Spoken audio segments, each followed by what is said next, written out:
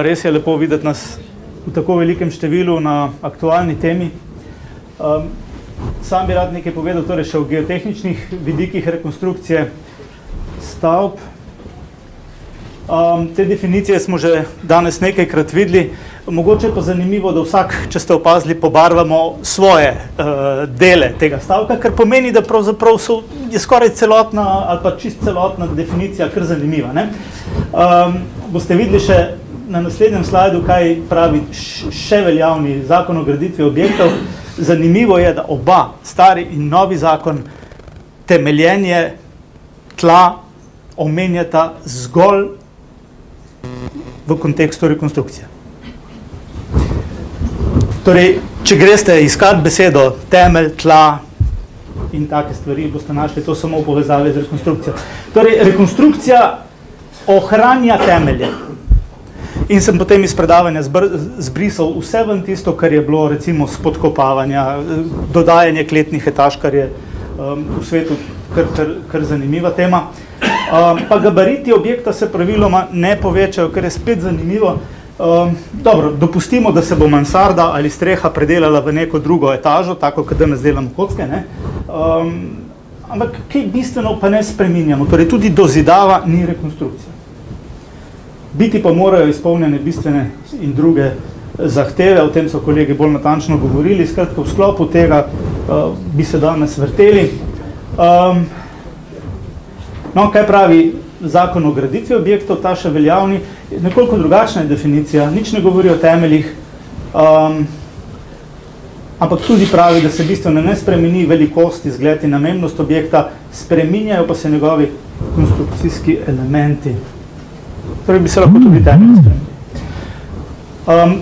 Pravim, da ZGO omenja temeljenje zgolj v smislu rekonstrukcije ali skupaj z rekonstrukcijo in sicer iz projektne dokumentacije za rekonstrukcijo objekta mora biti razvidno, da je nosilnost temeljnih tal ustrezna. In samo v tem primeru. Spravi, za novo gradnjo to ni problem, ampak pri rekonstrukciji je pa to pisalo. Ne?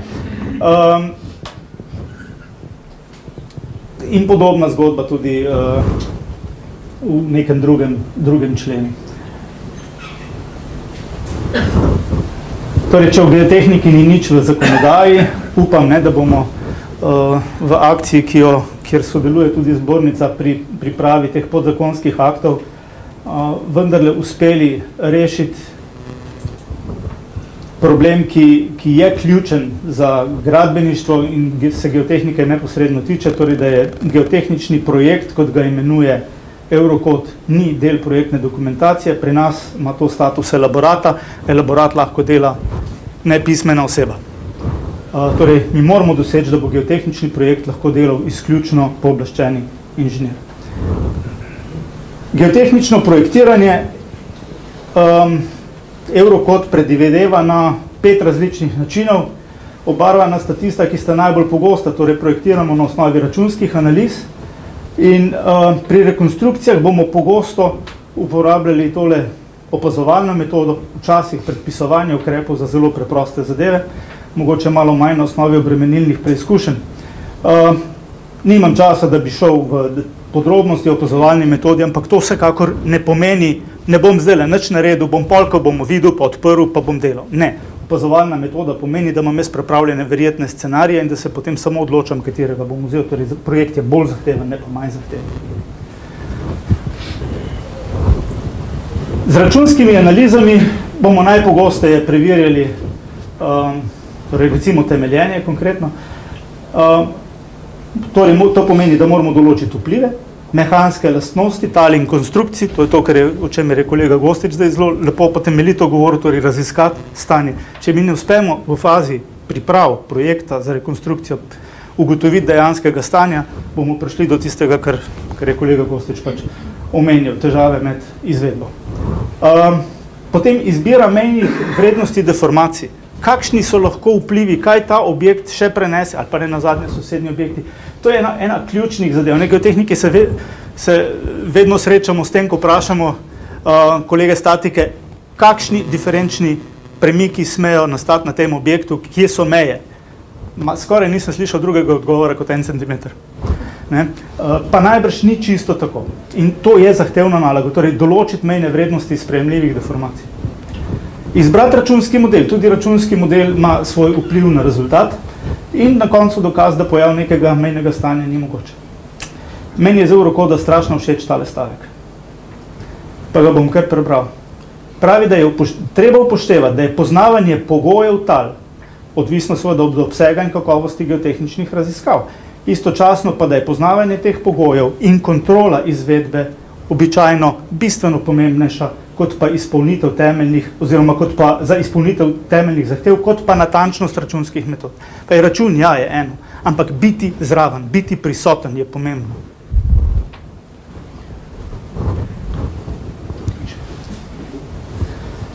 Eurocode za temeljenje, in ko se pogovarjamo o rekonstrukcijah stavb z vidika geotehnike, bo v glavnem šlo za temeljenje, je treba preveriti naslednja mejna stanja.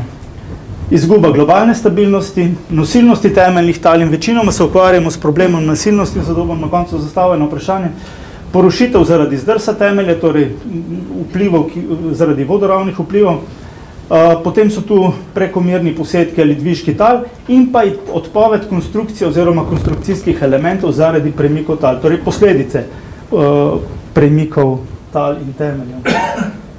No, potem so tu še nesprejemljive vibracije v določenih primerih. In kaj mislite, kaj je od tega največji problem, pa zlasti pri rekonstrukcijah? Dobro, globalna stabilnost je nekaj, kar se zelo redko zgodi, ampak kadar se zgodi, so posledice katastrofalne. In pri rekonstrukcijah znamo biti pri kakšnih izkopih, v kakšnih umestnih fazah, blizu ali pa čez taka mejna stanja. Ne bom podrobno o tem govoril, ampak globalna stabilnost je nekaj, kar moramo vsaj v miselnem procesu vedno preveriti. Tudi če ne naredimo dejanske analize, moramo vsaj vedeti, zakaj nismo naredili. Tisto, kar je ključno, zlasti pri rekonstrukcijah in kar bo največkrat problem, so posedki, pa ne samo posedki, torej kakršnikoli premiki tudi v kakšnih vodoravnih smereh, in posledično odpoved konstrukcije ali njenih delov zaradi premikov tal.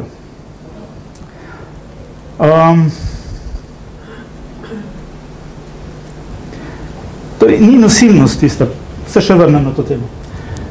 Kaj pravzaprav pri rekonstrukcijah obstoječih objektov največkrat delamo? Nadzidava, dodajanje taš smo sicer videli, da zakon ni čist prijatelj s tem, ampak mogoče bomo vseeno kdaj vsaj s kakšno, recimo streho spremenili še v eno etažo.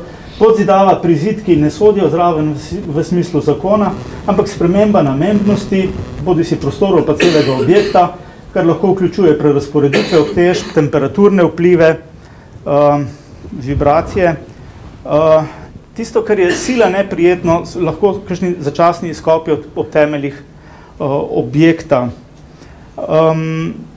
To je dostikrat sestavni del nekih rekonstrukcij ali posegov v stare objekte in je lahko, vsaj v smislu vmesnih faz, ključnega pomena in najbolj zahtevna in najbolj kritična.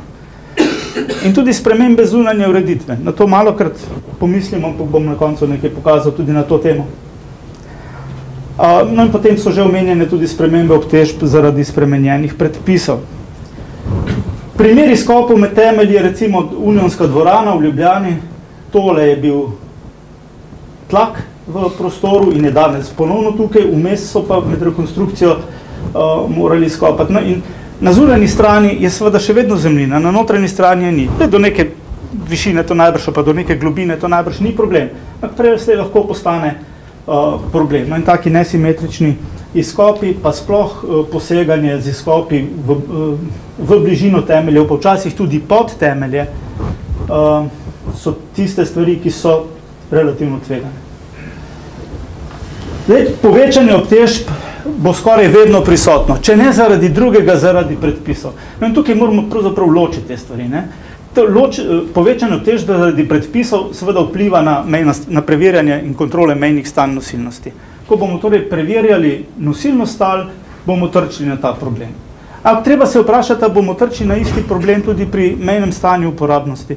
Torej, lahko predpis poveča obtežbo in je treba preveriti, ali je nosilnost vseh nosilnih elementov, vključno s tlemi, še vedno dovolj velika. Ampak, A bodo dejanske obtežbe tudi večje? A se bodo zaradi tega objekt dodatno posedel ali ne? Če gre samo za predpisane večje obtežbe, ne pa tudi dejanske večje obtežbe, potem dodatnih posedkov ne bo. Ne? Geotehniki smo doskrat kregani, da naračunamo prevelike posedke, ampak del razloga je tudi v tem, da operiramo z nerealnimi obtežbami, ker operiramo z obtežbami za mejna stanja nosilnosti, morda ne pa s tistimi, ki dejansko na objektu so, ko računamo deformacije.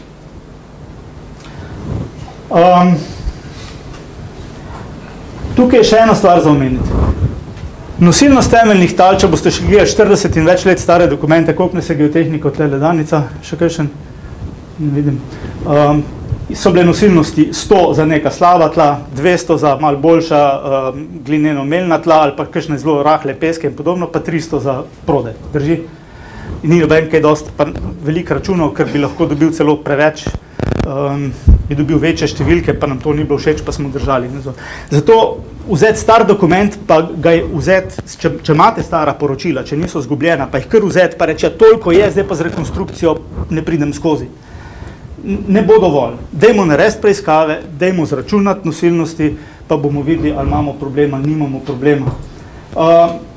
Če so že računali, so dostikrat računali samo na navpične obremenitve, danes to tudi ne bo dovolj in zato kombinacija vodoravnih in navpičnih obremenitev lahko privede do nekih številk, ki bodo drugačne.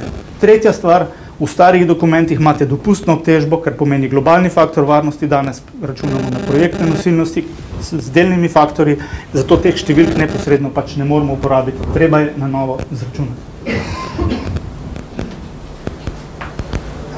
Še ena stvar, ki jo bom kasneje še enkrat omenil, tla se s časom spreminjajo. Ne tako kot konstrukcijski materiali, ki se praviloma malo slabšajo, ali pa vsaj tako računamo z njimi, tla bodo praviloma kvečemu malo boljša, ona so obremenjena. Če gre za rekonstrukcijo stavb, so že recimo 100 let obremenjena tla pod temelji, to pomeni, da so se skonsolidirala, zgostila, imajo večjo togost, tudi delno večjo trdnost in mogoče, tudi če je bil včasih problem, je danes lahko manjši. Sicer pa obstajajo tudi ukrepi za to, da pač te povečane obtežbe in pričakovane posedke podpiranje z piloti. Omenil sem, da se tla spreminjajo in lastnosti tal so namreč odvisne od napetostne zgodovine in od stanja tal. Trdnost in togost se torej izboljšujeta s časom praviloma, ampak ob temeljih imamo pa še kakšne neugodne zadeve, lahko tam potekajo kanalizacijski, drenažni sistemi, lahko niso vzdrževani, puščajo, lahko razmakajo tla, lahko izpirajo tla, to pa so tiste stvari, ki neugodno delujejo na stanje tal pod temelji in temeljev samih in zaradi tega ta trditev, ki načelno teoretično velja, praktično, če imamo neke neugodne dejavnike, ne moramo na njih računati. Druga stvar je pa stanje temeljev.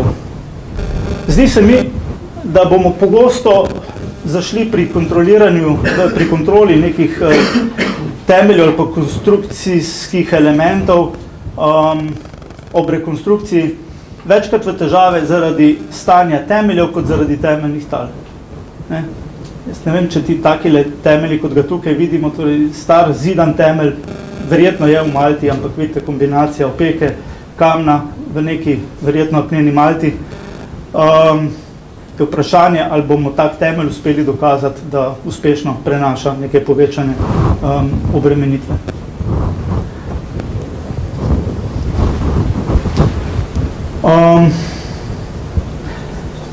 To, da zemljina s časom in z obremenitvami spreminja lastnosti, se lepo pokaže tudi pri kakšni novogradnji, samo za ilustracijo. Tele 4 stavbe na Barju so bile zidane istočasno. 3 se sicer posedajo enakomerno in ne povzročajo nikakršnih težav. Tlele je prišlo pa do tožbe in zato poznam primer. Ta stavba se poleg tega, da se poseda, se tudi nagiba in zaradi tega trpi in poka, uporabniki ne morejo vrat zapirati in podobne zadeve. Zakaj? Preprosto zaradi tega, ker je bilo tukaj neko parkirišče za tovornjake cesti in je en del stavbe na boljših tleh, drugi pa na slabših tleh. Take stvari se nam pri rekonstrukcijah tudi lahko dogajajo. Zakaj podatki? Kolega Gostič je omenil, bom preskočil to ilustracijo. Spremembe vlažnosti tal niso samo v tistem smislu, kot sem prej rekel, ampak izhodišče je veliko telefonskih klicev je bilo v zadnjih letih na to temo. Toliko let že živim, časih 100-200 let imam hišo, zmeraj bilo se v redu, zdaj so mi tam neko sosesko delalo, zraven težki kamioni vozijo in hiša poka. Ponavadi niso vibracije problem, ampak je bodisi izsuševanje ali razmakanje tal. Zakaj izsuševanje? Malo so klimatske spremembe, malo pa to. V soseski so naredili v bližini so naredili novo sosesko. Nova soseska zajame vso vodo, tla ne dobivajo več tiste vlage, kot so jo prej naravno, tla se počasi izsušujejo, sledijo deformacije. No in razmakanje tal kot posledica lokalno, običajno poškodb kanalizacijskih cevi, jaškov, nevzdrževanje.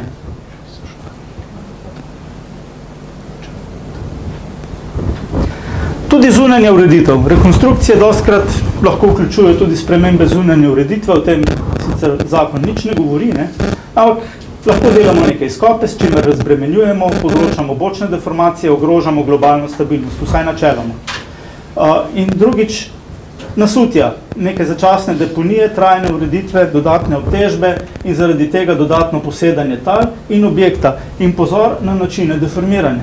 Torej, objekt povzroči tak tip deformacije, ki je za objekt ugoden, ker tišči zgoraj skupaj.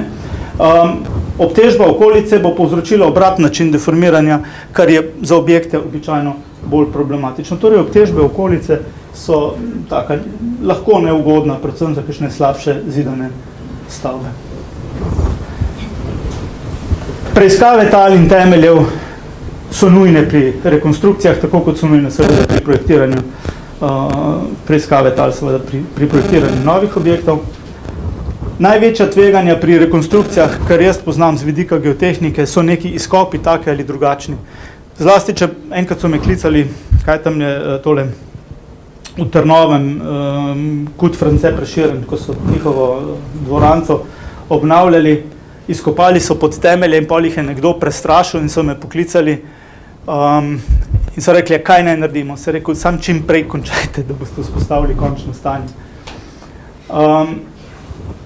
Možne so seveda izboljšave tal, torej geotehnika pozna ukrepe ali pa gradbeništvo nasploh, zato da se eventualno ob rekonstrukcijah ugotovljeno nezadostna nosilnost, prevelike deformacije rešijo. Vse se da narediti, ampak vsi ti posegi imajo lahko tudi negativne vplive. Vsako podkopavanje zato, da boš kasneje nekaj ojačil, ima neka vmesna stanja, ki so neugodna in zaradi tega so pri teh delih je nujno postopati zelo previdno, zelo natančno, pedantno, postopno, nikoli preveč naenkrat in seveda kontrolirano z kakšnimi meritvami, zato da spremljamo učinke vsake posamezne faze. Lepo bi bilo, da s taka dela izvajajo ljudje, ki so jih vajeni. Individualen pristop, skratka pozdravi kmečki pameti. Že na začetku, ne vem, si ti omenil, nekdo je omenil. Preveč regulacije najbrž ni fajn, ker bomo zašli v tako zadrego, kot jo imamo, zaradi katere smo danes tukaj. Če karkorkoli posežemo v obstoječ objekt, moramo izpolniti današnje predpise. To je preregulirano. Na drugi strani, povsem odsotnost kakršnekoli regulacije je pa seveda tudi škodljiva, ker ne izboljšujemo stanja varnosti. In tukaj najti med obema skrajnostma pravo pot je najbrž cilj, eden od ciljev tega današnjega srečanja je pa najbrž zelo zahteven. Hvala lepa.